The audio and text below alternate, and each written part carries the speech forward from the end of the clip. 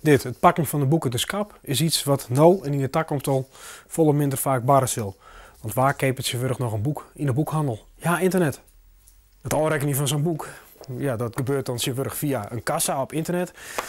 Maar ga je er last van het internet? Net een soort, maar dat zou nog wel komen kennen. Want de toekomst? Ik denk dat een soort mensen keerpje op internet, omdat ze denken dat het goed keerper is wat boeken omgeeft. En dat is niet zo. Dat is beslist niet weer, want boeken kosten in Nederland overal hetzelfde. Je een advertentie zet, wanneer je zegt van sure, die boekhandel is net zo duur. Heeft dat geholpen? Er zijn al hele positieve reacties op komen. Ja, het is wel een signaal.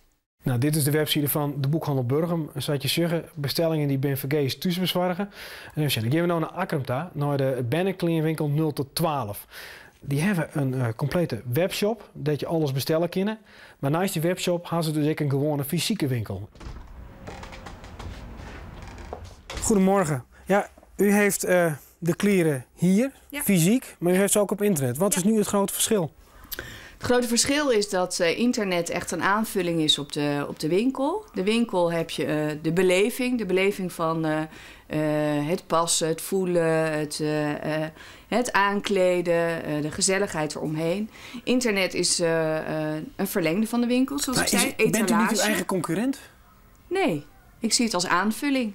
Kan een winkel bestaan zonder internet, zonder een eigen internetwebsite? Nee. Het online ondernemen neemt een zodanige positie in dat je daar eigenlijk niet meer zonder kan. Maar de gewone winkelman heeft er wel moeite mee. Die heeft wel moeite mee het goed op elkaar zetten van een internetwinkel. Klopt. Het is ook weer eigenlijk een apart vakgebied. Waarbij je ziet dat een website hebben staat niet gelijk aan online ondernemen. Het is dus wel van belang dat je daar verder mee gaat. Dus het is goed zaak om je klant te kennen. Maar het is zeker geen verdringing. Stenen winkels zullen blijven bestaan.